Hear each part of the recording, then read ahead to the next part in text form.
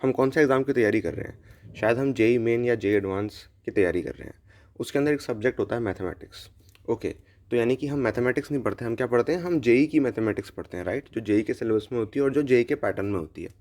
अब सपोज़ जो आप मैथमेटिक्स पढ़ रहे हो, सपोज़ आप एस एल लोनी जैसी बुक्स कर रहे हो, है ना। अगर आप इस तरह की बुक्स करते हो जो कि पर्टिकुलरली जेई मेन और जेई एडवांस के लिए नहीं बनी, तो फिर इससे हुआ क्या। मैंने देखा है स्टूडेंट्स को, वो अभी भी आर डी शर्मा कर रहे होते हैं, सब्जेक्टिव वाली। ऑब्जेक्टिव वाली तो चलो ठीक है, मान लिया, लेकिन सब्जेक्टिव वाली भी कर रहे होते हैं। मैं खुद अपनी प्रिपरेशन में 11th तक आर डी शर्मा सब्जेक्टिव वाली सॉल्व करता है, जो बोर्ड्स वाले बच्चे सॉल्व करते हैं, मतलब वो जिनका एम बोर्ड्स तक ही है। जिस भी बुक को हम करते हैं वो हमें बहुत अच्छे से करना चाहिए, लेकिन अगर बुक ही गलत हो तो, और उससे अच्छे से करने लगो तो गड़बड़ हो जाएगी ना। ये गड़बड़ अपने को नहीं होने देनी, ठीक है।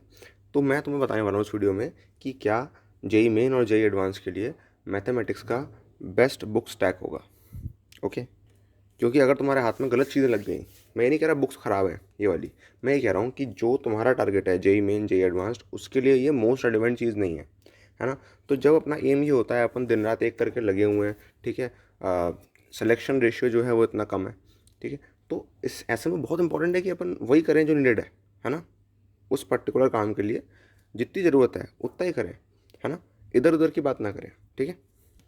तो जब मैं बात करता हूँ जेई की मैथ की, तो मैं उसको क्या करता हूँ, कुछ सब टॉपिक्स में तोड़ लेता हूँ, मतलब टॉपिक्स में, सब सब्जेक्ट्स में तोड़ लेता हूँ, ठीक है। This is the most appropriate term, सब सब्जेक्ट्स, यानी क्या, ट्रिग्नोमेट्री, एल्जेब्रा, कैलकुलस, इस तरह से, है ना, corner geometry, vector 3D, like that.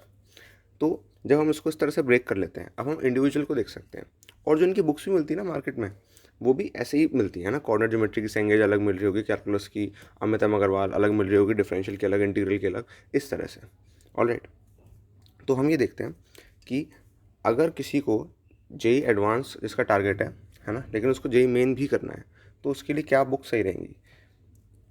तो मैं ये मानता हूँ, ऑन एन एवरेज अगर इसको बहुत सिंपल रखें, तो जेई एडवांस्ड की जो सेंगेज है मैथमेटिक्स की, वो जो सीरीज़ है पूरी, सेंगेज की पूरी सीरीज़, है ना, अलग अलग बुक्स, यानी कि कोऑर्डिनेट ज्योमेट्री की, अलजेब्रा की, एंड सो ऑन, ये जो बुक्स हैं, ये जो बुक स्टैक है, ये एक स्टूडेंट के लिए बहुत अप्रोप्रिएट है, ठीक है।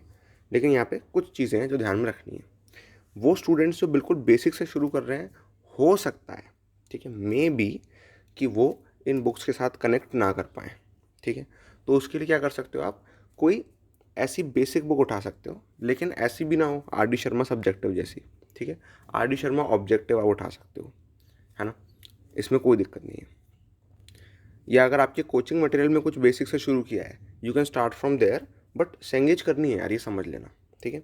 और दूसरा पॉइंट क्या है यहाँ पे, दूसरा पॉइंट ये है कि पर्टिकुलरली अगर मैं कैलकुलस की बात करूँ, तो मैं अमित एम अग्रवाल की जो दो बुक्स हैं, डिफरेंशियल कैलकुलस और इंटीग्रल कैलकुलस, इनको बहुत इंपॉर्टेंट समझता हूँ, ठीक है।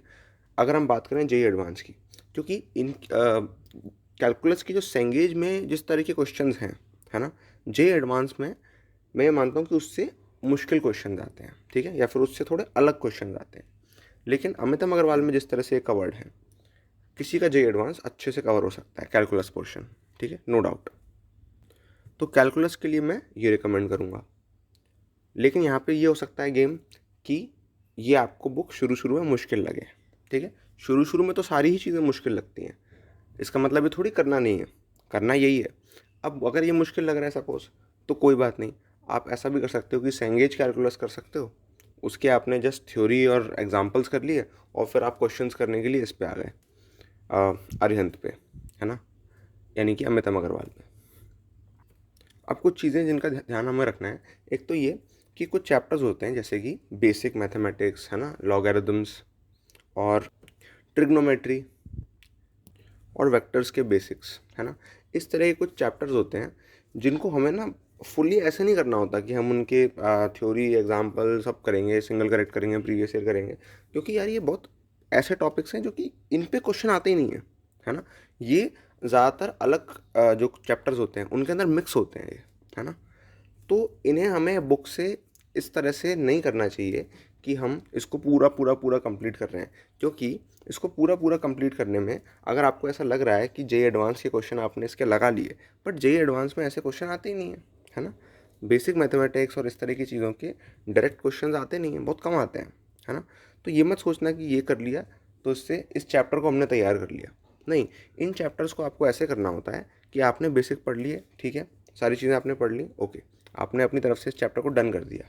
लेकिन अब आप इन चैप्टर्स को कभी छोड़ोगे नहीं, क्योंकि ये हर चैप्टर में मिक्स हो जाते हैं कहीं ना कहीं। हर चैप्टर में कहीं ना कहीं लॉग आ जाएगा, हर चैप्टर में कहीं ना कहीं ट्रिग्नोमेट्री आ जाएगी। कैलकुलस के अंदर ट्रिग्नोमेट्री पूरी तरह से भरी हुई होती है।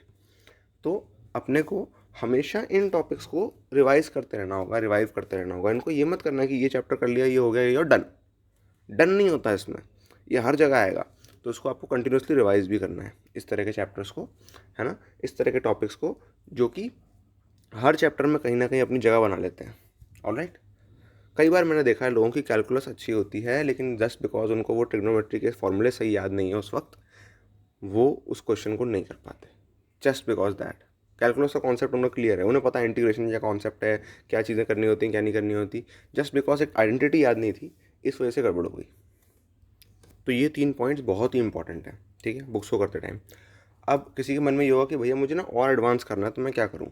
अब और एडवांस अगर करना है ना, तो बुक्स पे जाने की जगह बेहतर रहेगा कि जो टेस्ट सीरीज़ के क्वेश्चंस होते हैं ना, वो हम करें। जैसे फिट जी, एलन, रेजोनेंस के टेस्ट सीरीज़ के जो क्वेश्चंस होते हैं वो हम करें। जेई एडवांस वाले, जेई मेन वाले, जो भी है ना। अगर आपको लग रहा है कि जस्ट आप शुरू कर रहे हो तो जेई मेन से शुरू कर सकते हो, है ना, अदरवाइज एडवांस से शुरू कर सकते हो, कोई दिक्कत नहीं है।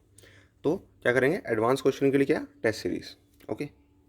अब यहाँ पे ना 2 इंपॉर्टेंट कंसिडरेशंस हैं। क्या, एक तो हम ऐसे ना करें कि जो जनरल है, देखो जनरल भी पता होना ज़रूरी है अपने को, और अपने लिए क्या ज़रूरी है स्पेसिफिक, ये भी पता होना ज़रूरी है अपने को, ठीक है। तो देखो यही रीज़न है क्यों हम अभी भी पर्सनली अटेंशन देते हैं स्टूडेंट्स पे। हमारे कुछ ऐसे मेंटरशिप प्रोग्राम्स हैं जहाँ पे अगर कोई स्टूडेंट पूछता है कि हमारे लिए कौन सा मटेरियल बेस्ट रहेगा, है ना, इस पर्टिकुलर टॉपिक के लिए, इस चैप्टर के लिए, भैया ये चैप्टर यहाँ से समझ में नहीं आ रहा, सेंगे इससे बाकी सब तो हो गए, लेकिन ये 2-3 चैप्टर हैं जो हो ही नहीं पा रहे हैं, समझ नहीं आ रहा, हम अटक रहे हैं इस पर। तो यहाँ पे एक बहुत इंपॉर्टेंट कंसिडरेशन है कि सारी चीज़ें जनरल नहीं होती, जनरल भी अपने को पता होना चाहिए, और अपने लिए क्या इंपॉर्टेंट है वो स्पेसिफिक भी अपने को पता होना चाहिए। इसी रीज़न से हम अभी भी क्योंकि देखो ऐसा है, मेंटरशिप प्रोग्राम्स होते हैं ना जिसमें हम पर्सनली स्टूडेंट्स का आंसर करते हैं, उसमें हमें बहुत टाइम और एफर्ट लगाना पड़ता है ना। एंड इट्स नॉट, मैं क्या बोलूँ, अगर मैं इसको सिर्फ बिजनेस पर्सपेक्टिव से देखूँ तो मुझे ये स्ट्रिक्टली अवॉइड करना चाहिए, मुझे कभी ये करना ही नहीं चाहिए, ना मेरे किसी टीम मेंबर को, किसी मेंटर को ये करना चाहिए, है ना, अगर बिजनेस पर्सपेक्टिव से देखें तो। बट नहीं, हम ऐसा नहीं कर सकते, हमारा मन नहीं मानता ये करने का, क्योंकि जनरल तो होता ही है, स्पेसिफिक भी होता है, ठीक है। क्योंकि मुझे पता है ना, मैंने प्रिपरेशन करी है, तो मुझे पता है कि कहाँ कहाँ पर ऐसा होता है कि जनरल जो चीज़ें होती हैं, ठीक है, मैं खुद बोल रहा हूँ जनरल चीज़ें, बट मैं स्टिल बता रहा हूँ कि हो सकता है ये किसी किसी स्टूडेंट के लिए काम ना करें, है ना, काम ना करें कुछ कुछ चैप्टर्स में। सम जनरली तो ये काम करेगा, लेकिन कुछ कुछ चैप्टर्स में हो सकता है काम ना करे। तो वहाँ पे बहुत इंपॉर्टेंट है इस बात को सोचना कि पर्सनल क्या है, अपने लिए क्या है ना, क्या चीज़ रेलिवेंट है किस चैप्टर के लिए, बहुत ज़रूरी है। ऑलराइट।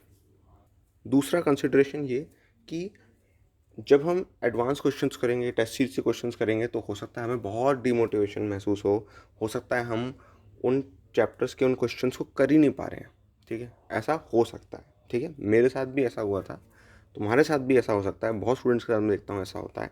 तो यहाँ पे ना देखो, ऐसा नहीं होता हमेशा कि हम जस्ट लेवल बढ़ाते जाएँ और लेवल बढ़ता जाए।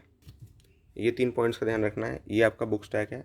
ये वीडियो ज़्यादातर बिगिनर्स के लिए थी, है ना, लेकिन जिन लोगों ने कुछ इनअप्रोप्रिएट बुक्स के साथ शुरू कर दिया, वो भी चाहें तो अपना बुक स्टैक चेंज कर सकते हैं, ठीक है। बुक्स ले ली, है ना, उसमें पैसे आपके वेस्ट हो गए, लेकिन प्लीज़ उन बुक्स को करने में समय और मत वेस्ट करो, ठीक है। बुक स्टैक चेंज करना चाहो तो उसमें कोई दिक्कत नहीं है, चेंज कर सकते हो, ठीक है। तो मैंने कुछ यहाँ पे 7-8 इंपॉर्टेंट FAQs का भी पैरेलल में आपको जवाब दे दिया है। ऑलराइट, तो आई होप आपकी वीडियो समझ में आई होगी, आप इस बुक स्टैक को फॉलो करोगे। All the best.